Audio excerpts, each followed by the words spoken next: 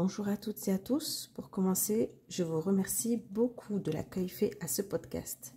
Je n'ai eu que des retours positifs. Je vous souhaite également une excellente année 2024, que tous vos projets se concrétisent. Au programme de ce deuxième épisode, beaucoup de choses. C'est la raison pour laquelle il est 2 fois plus long que le premier. Dans la rubrique Actu, je vous parlerai de la nouvelle collection Hachette Disney au crochet. Est-ce que ça vaut le coup de s'y abonner ? Nous accueillerons ensuite notre toute première invitée, le crochet de plumes. J'en profiterai pour vous présenter son livre fraîchement sorti. Nous parlerons du fil paillettes de Loupation que je suis en train de crocheter en ce moment pour le prochain tuto pull. Dans la rubrique Compte Insta, je mets aujourd'hui à l'honneur Lilou Crochet, que je suis depuis quelques années. Enfin, je vous donnerai des nouvelles du pull raton laveur dont vous avez fait la connaissance dans le premier épisode. Alors commençons donc par cette nouvelle collection Disney sortie par Hachette. Il est en ce moment chez les marchands de journaux. À l'intérieur, vous avez 3 pelotes, un crochet et un livre tuto. Chaque mois, ils sortent un nouveau carré. Au bout de quelques mois, vous pouvez assembler les carrés pour avoir un plaid Disney. Donc, j'ai testé le tout premier numéro pour vous. Alors, je vais commencer en étant un peu moqueuse. Il est noté que nous avons dans ce numéro 3 superbes pelotes. Superbe pelote n'est peut-être pas le terme que j'aurais choisi. Disons que nous avons 3 pelotes. Le crochet, c'est pas ça non plus. J'ai fait un rang avec et j'ai ensuite repris rapidement mon crochet clover. Les explications sont bien, très claires. Les pelotes ne sont finalement pas si désagréables à crocheter. Le carré se fait tout seul en une grosse demi-heure. Ce qui est un peu surprenant, c'est cette pelote blanche. Sur le dessin, on voit le tour blanc. J'ai la pelote, mais aucune explication qui va avec. Alors j'imagine qu'à la toute fin de tous les numéros, on nous donnera les explications des finitions des carrés avec le blanc. Je trouve ça un peu dommage, car c'est une vraie perte de temps.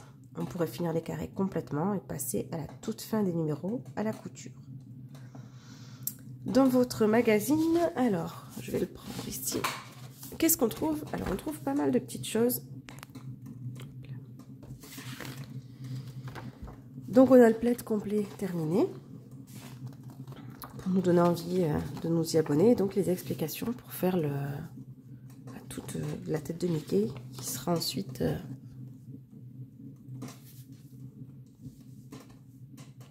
qui est notre premier carré. Alors comme vous le voyez là, j'ai repassé le carré sur l'envers pour qu'il soit un petit peu plat pour bien vous le montrer, sinon la pelote elle tournait dans tous les sens. Donc voilà pour ce premier carré. Et ensuite vous avez plein de tutos. Donc les feuilles sont détachables et perforées parce qu'au fil des numéros on vous offrira des... Enfin, on vous offrira. On verra ça plus tard. Vous aurez des classeurs pour ranger vos fiches. Alors, il y a l'apprentissage de points. Et puis, il y a des tutos pour faire une couverture. On nous explique le nœud coulant, une guirlande Mickey. Voilà, il y a quelques petits tutos sympas quand même.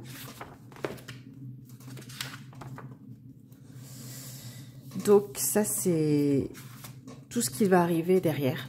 C'est les prochains numéros. Alors, c'est vraiment bien fait parce que ça vous donne envie de vous abonner. On a envie de voir la suite. On a envie de s'y mettre, en fait. Puis, le plaid est assez gros, le plaid final. Mais il faut qu'on parle des prix.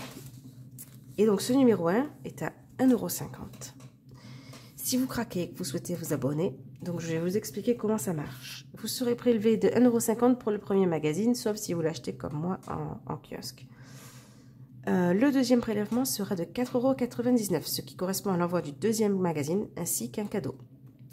Les autres prélèvements s'élèveront à 27,96 € par mois et ça vous permettra d'acquérir 4 numéros qui reviennent à 6,99 € le magazine et les pelotes. Tout au long de ces envois, vous recevrez un total de 6 cadeaux. Il y a un classeur, des crochets, un sac en tissu, un kit d'accessoires.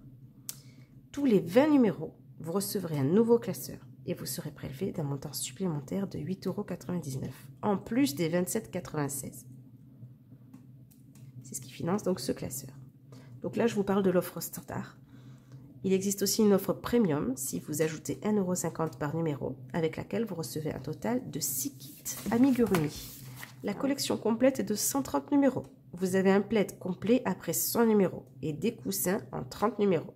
La collection entière pour avoir le plaid, les coussins et les classeurs avec les fiches et les 6 cadeaux s'élève à 955 €. C'est vrai que par mois, c'est pas énorme, mais au total, ça fait 955 €. Si vous choisissez l'option des amigurumis avec l'offre premium, il faut ajouter à ces 955 € 195 €.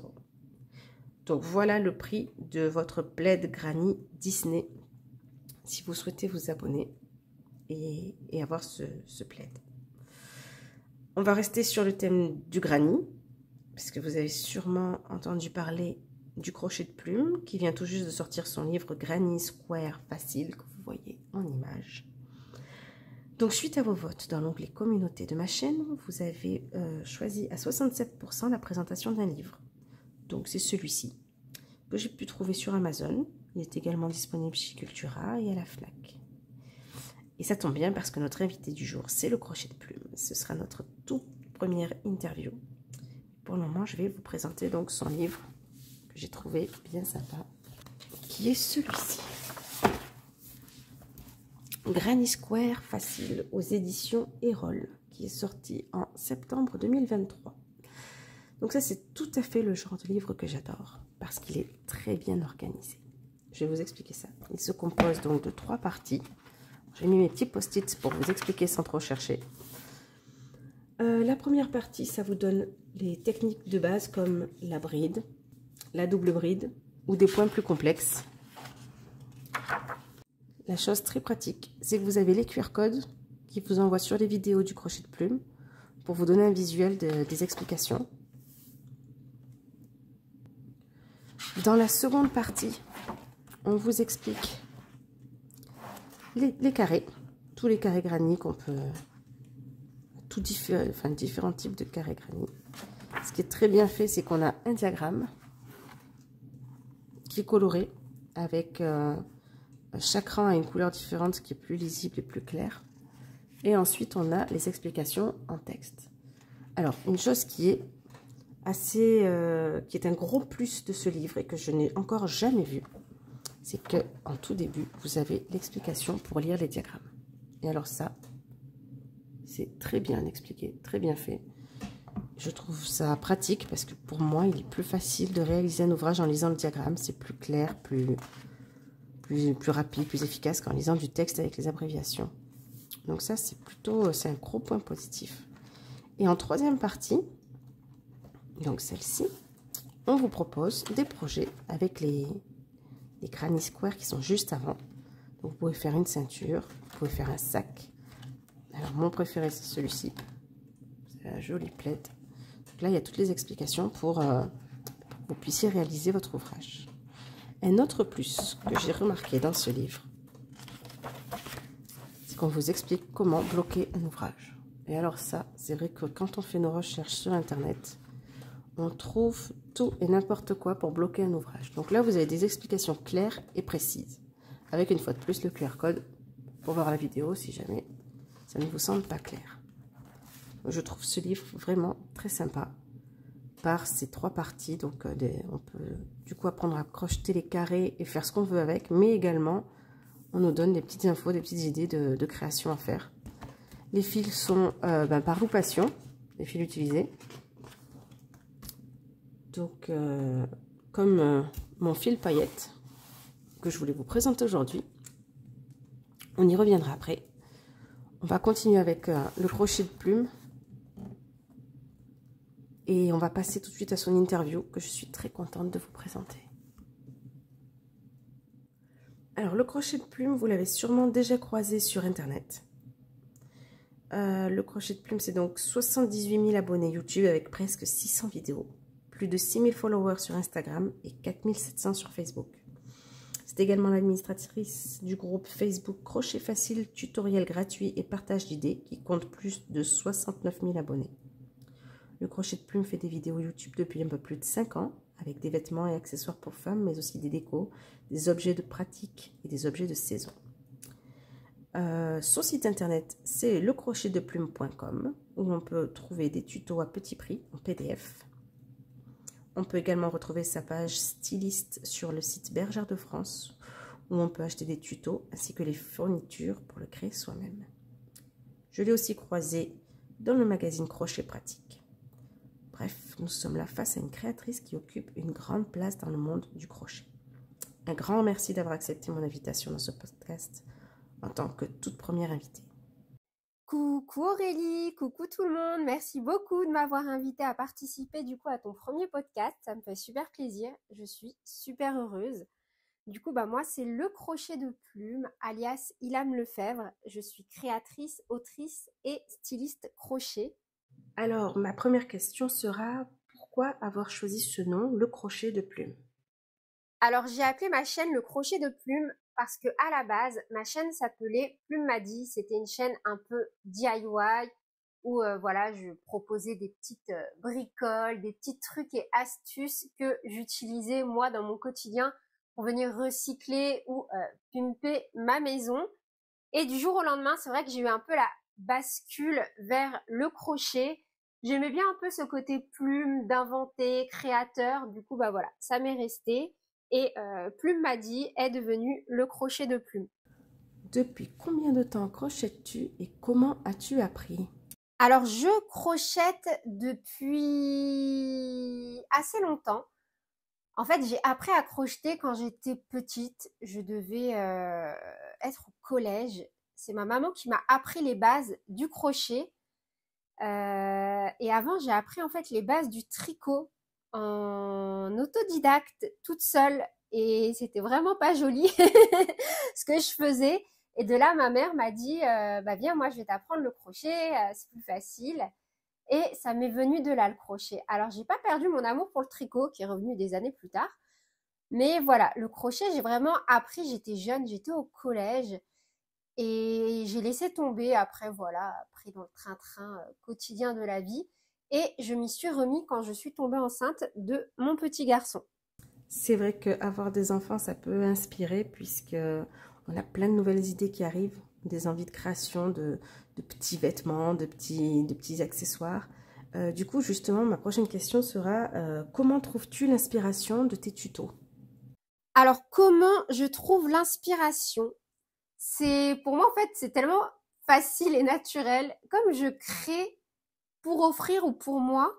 Donc, quand c'est pour moi, ça me demande vraiment pas beaucoup de réflexion parce que voilà, je visualise ce que je veux et je le fais avec les fils et les couleurs que j'aime. Et quand c'est pour offrir, que ce soit à des amis, ma famille ou même des gens avec qui je travaille, c'est vrai que j'aime beaucoup, beaucoup offrir. Je leur demande tout simplement un peu ce qu'ils veulent en design, en couleur, plus serré, moins serré. Et en fait, de là, je crée tout simplement un peu sur demande finalement. Et moi, ça m'amuse. J'aime vraiment énormément ce côté challenge, voilà, de réaliser ce que quelqu'un m'a demandé. C'est vrai que j'aime beaucoup. À la limite, je vais préférer crocheter dans ce contexte plutôt que pour moi. Après, je crochette aussi pas mal pour mon fils, par exemple des pulls en hiver ou autre. Et là, c'est pareil, je vais être dans son armoire, tout simplement. Je vais voir des petits pulls, des petites coupes que j'aime bien. Et je vais essayer de les refaire au crochet, en fait, en suivant les courbes du vêtement. Et au fur et à mesure, c'est un peu comme ça aussi que j'ai pu obtenir de plus en plus de techniques. En parlant de tes tutos, ils sont vraiment bien expliqués avec des flèches, des schémas, des indications, ce qu'on voit sur peu de chaînes. Je voudrais savoir combien de temps tu mets pour faire un tuto de A à Z. Alors déjà, merci beaucoup. C'est gentil. Et alors, ça me prend du temps. Ce qui me prend le plus de temps, c'est les miniatures. Parce que, à la base, je suis vraiment pas à l'aise devant l'objectif. Mais en fait, je le suis toujours pas. Dès que je peux switcher, je le fais. Les miniatures me prennent énormément de temps. Quand c'est des choses que je vais poser ou je vais pas être sur la photo, ça va être très rapide. Mais quand je vais être en photo, ça va être très long. Les explications, c'est pas ça qui me prend du temps parce que pour moi, c'est presque plus facile d'écrire les explications vu que à chaque fois, c'est ce que je fais quand je prépare un tuto au crochet. Je me fais une esquisse sur un cahier juste à côté. Par exemple, si je dois me faire un pull, la seule chose que je vais devoir prendre à l'avance, c'est la chaînette que je vais passer autour de mon cou. et après ça va se jouer en calcul ou enfin des choses qui m'embêtent pas dans la vie de tous les jours de faire. En fait, je suis assez à l'aise avec les explications écrites. La vidéo en soi, ça peut prendre du temps s'il y a eu des petits soucis, ce qui arrive encore aujourd'hui parfois, le micro qui a plus de batterie ou le téléphone qui n'a plus de batterie ou il est l'heure d'aller chercher mon petit garçon à l'école. Après, du coup, faut se remettre dans le bain. En fait, ça dépend. Des fois, c'est pas forcément les plus gros tutos qui vont prendre le plus de temps. Moi, je dirais que en général, pour faire un tuto, euh, en parlant pas de l'exécution hein, de l'ouvrage. Par exemple, si c'est un pull, je parle pas de tout le temps que j'ai pris à faire le pull, mais le montage, la miniature et l'affiche à côté, je pense que ça doit me prendre entre 5 et 8 heures, à mon avis. Après, quand ça va être pour des tutoriels un peu moins complexes, par exemple un bonnet, une écharpe, on va être plutôt dans les 2 heures, mais toujours hors réalisation de l'ouvrage. Hein. Un sac, pareil. Ça, en fait, ça dépend. C'est tellement aléatoire. Des fois, ça peut être des tutos super rapides, comme par exemple si je vais réaliser un point, tout va se faire en 1 heure. Une écharpe, un bonnet, plutôt 2. En fait, c'est ça. Plus le niveau de difficulté va monter finalement, et plus on peut rajouter des heures. Mais vraiment, j'insiste. Pour moi, c'est les miniatures quand je dois poser, quand je suis avec un pull, un poncho. Là, ça peut prendre juste la miniature 2 heures à elle toute seule. 2 heures la miniature, ça commence à faire long, c'est vrai. Et après, en pensant qu'il y a tout le montage vidéo, le montage du son, enfin bon, c'est vraiment un sacré travail. Donc, ça fait 5 ans que tu fais des tutos sur YouTube. Et puis là, tu te lances dans cette nouvelle aventure d'un livre, d'écrire un livre. Raconte-nous un peu comment t'es venue cette idée, combien de temps ça t'a pris et qu'est-ce que tu as ressenti à la sortie de ce livre. Alors, l'idée du livre, c'est plus Loupation qui m'y a entraînée parce qu'on avait fait un salon ensemble, salon création et savoir-faire, et on était à côté de maisons d'édition. Et du coup, elle m'a dit, tu devrais aller les voir et leur dire bah, que tu serais intéressée par faire un livre parce que ton profil, il pourrait très bien les intéresser. Et du coup, bah, je l'ai écouté, j'ai été au stand, j'ai été parler, j'ai été donner voilà, bah, mon site et tout ce que je fais, proposer. Sur le coup, je me suis dit, bon, ils doivent en avoir des centaines comme moi qui passent par là. Et puis là, bah, quelques semaines après, j'étais super contente parce que j'avais déjà eu des retours. Et voilà. Donc pour le livre, en vérité, ça s'est fait sur un malentendu, un peu par hasard, mais super heureuse, super contente. Combien de temps ça m'a pris? Ben, le premier livre qu'on m'a demandé, on m'a mis une deadline assez courte. Donc le premier livre, ça s'est joué en février. J'ai dû le rendre. Donc on m'a demandé en décembre, janvier, février. Voilà, moins de 2 mois. Mais en même temps, c'était un livre assez court. Et là, bah, pour la suite, j'ai un peu plus de temps. C'est génial. Mais c'est vrai que c'est top. Surtout que j'ai beaucoup de chance parce que je suis chez Erol. Et Erol ont la réputation de bien chouchouter leurs auteurs. Voilà, bon, en tout cas, c'est ce qu'on m'a dit. Et c'est vrai que moi, pour ma part, je me trouve super chouchoutée, super accompagnée. Tout le monde est super accessible, c'est une super équipe. Les gens sont très carrés, très pro, mais en même temps très je te mets à l'aise. C'est typiquement en fait le genre d'ambiance que j'adore. Et quand mon livre est sorti, bah, j'étais super heureuse. J'étais contente. C'était un peu l'aboutissement de mon travail. J'étais aussi reconnaissante, voilà, envers bah, déjà envers mon mari qui me soutient aussi énormément au quotidien, envers mon fils qui a été ma plus grande source d'inspiration au crochet, envers aussi tous mes amis parce que j'ai fait pas mal de belles rencontres crochet, bah, donc toi, les petites bouilles, Marie-Christine. C'est vraiment en fait un bel univers quand on y regarde de plus près. on fait des belles rencontres, on s'entraide, on se porte en fait un peu tous vers le haut. Et c'est vrai au moment pardon, de la sortie de mon livre, j'ai eu un peu toute cette gratitude aussi qui est revenue en me disant, bah voilà, Loupation, elle m'a tenue par la main pour m'emmener au stand et me dire, si, je te vois le faire. Et enfin voilà, c'était plus de la gratitude que j'ai ressentie à ce moment-là, de la part d'Erol aussi qui m'a énormément accompagnée, répondu à mes questions, enfin voilà, de la gratitude. Voilà une belle histoire qui donne envie de se lancer et de réaliser les mêmes choses que toi. Du coup, parlons un peu technique. Quel type de crochet, quelle marque de crochet tu utilises et pourquoi ce choix?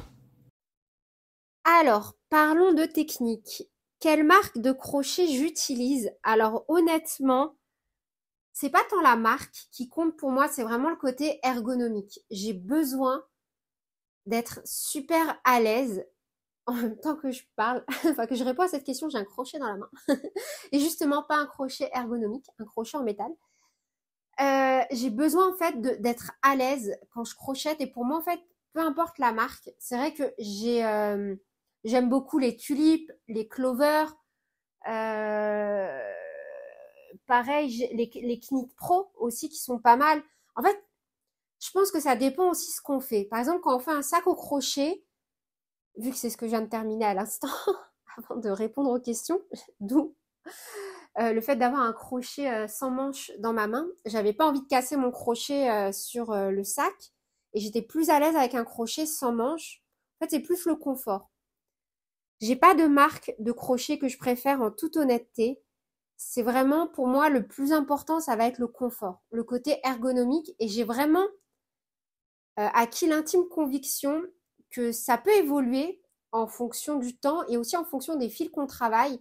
Des fois, on va préférer un certain type de crochet pour travailler tel ou tel fil. Voilà. Je sais pas si pour tout le monde c'est pareil, mais moi en tout cas, c'est le sentiment que j'ai développé à cet égard. Passons maintenant au fil. Quelle est ta marque de fil préférée et pourquoi également? Alors, ma marque préférée, forcément, ça va être ma marque du cœur, ma marque affective. C'est Loupation parce que c'est mon amie dans la vie de tous les jours.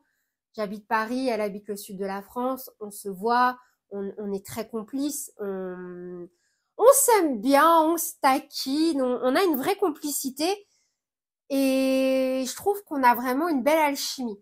Elle est vraiment pas embêtante en quoi que ce soit. Bon, ça après comme toutes les marques, elle est pas directive, elle est pas dans la contrainte en rien. C'est assez souple, c'est sympa. Mais encore une fois, comme avec les autres marques avec lesquelles je collabore. Mais elle, le plus, voilà, c'est le côté, c'est mon ami, on est dans l'affect, voilà, dans l'affectif. Alors, c'est quelque chose que je peux comprendre parce que j'adore les fils Loupation. Ils sont vraiment... il y a de tout. Il y en a pour tous les goûts, il y en a pour tous les styles. C'est vraiment un fil, moi aussi, que j'aime beaucoup, en effet. Alors, on a parlé de ta marque de fil préférée, mais quel est ton fil préféré, celui avec lequel tu te régales le plus à créer? Mon fil préféré, c'est le fil Elana, donc toujours de chez Loupation. Parce qu'en fait, c'est un fil qui a déjà un super rapport qualité-prix. On est sur des pelotes 100% acryliques, mais d'une douceur incroyable. Il y a énormément de choix aussi dans les couleurs. Et je l'aime beaucoup, beaucoup, beaucoup. Parce que ça va être le fil que je vais recommander à chaque fois aux débutants en termes de crochet. On est à moins d'1 € la pelote. Et vraiment, même, enfin, tout est idéal pour débuter avec ce fil. Et c'est vrai que parmi les plus beaux ouvrages que je me suis fait, je les ai réalisés avec le fil Elana. Alors, moi qui te suis beaucoup sur les réseaux, je vois que tu es en permanence en train de créer de nouvelles choses. Je vois toujours de nouvelles créations, tu sors ton livre, tu fais des vidéos. Alors ma question suivante c'est, est-ce que tu crochettes tous les jours et combien de temps par jour tu crochettes? Alors, est-ce que je crochette tous les jours? Oui. Oui. En général, je crochette tous les jours, surtout le soir, avant de m'endormir. après, je vais crocheter dans les salles d'attente. Je vais crocheter des fois quand, bah voilà, si je suis un petit peu malade, si j'ai un petit coup de mou. En fait, je vais pas mal crocheter. Dans la journée, je dirais, je crochette au minimum 2 heures par jour. Minimum. Tous les jours, minimum 2 heures. 2 heures par jour, c'est pas mal quand même. C'est vrai que ça fait un bon rythme. Mais du coup, quand tu crochettes pas, qu'est-ce que tu fais? Est-ce que tu as d'autres passions, d'autres occupations? Alors, qu'est-ce que je fais quand je ne crochette pas? Je travaille à côté sur mon site, sur... En fait, après, il y a aussi tout le côté livre, collaboration aussi avec les magazines ou ouais, tout ce qui va être mise en place de mon site internet, un peu les réseaux sociaux. C'est vrai que j'y consacre pas plus de temps qu'au reste.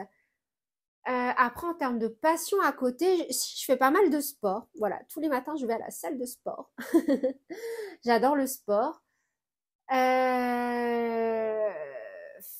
Des DIY aussi, ça m'arrive d'en faire à la maison, notamment aussi avec mon fils. C'est vrai que j'aime beaucoup faire avec lui des petites activités manuelles. Et voilà, je pense que c'est un peu ce qui pourrait caractériser mes petites passions dans la vie. Est-ce que tu as des projets à venir, des petites infos croustillantes à nous faire partager sur l'actu du crochet de plume? Pour mes projets à venir, dans l'immédiat, là, je suis sur la rédaction d'un nouveau livre. Donc moi, ce serait plutôt ça, voilà, mes projets à venir, des livres, des collaborations aussi avec d'autres plateformes comme Artezane, des magazines comme Lise Magazine. C'est vrai que là, en ce moment, je suis plus dans l'ouverture, on va dire, du crochet. J'aime bien dire ça à chaque fois. J'ouvre mes portes au crochet. Pas forcément YouTube, parce que YouTube, c'est bien, j'aime bien, mais c'est vrai que ça ne me suffit pas. Voilà. Si je devais faire que YouTube, il y aurait quelque chose qui me manquerait, c'est sûr et certain.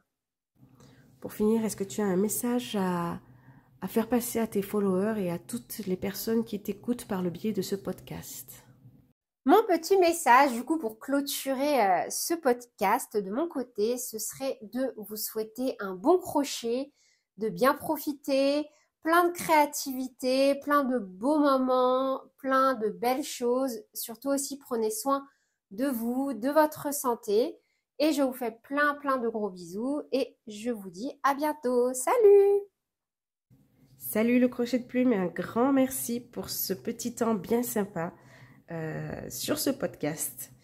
Donc on va continuer avec la rubrique, on va rester chez Lou Passion avec la rubrique du fil, puisque la suite c'est ces fils que je voudrais vous présenter, qui sont les fils paillettes.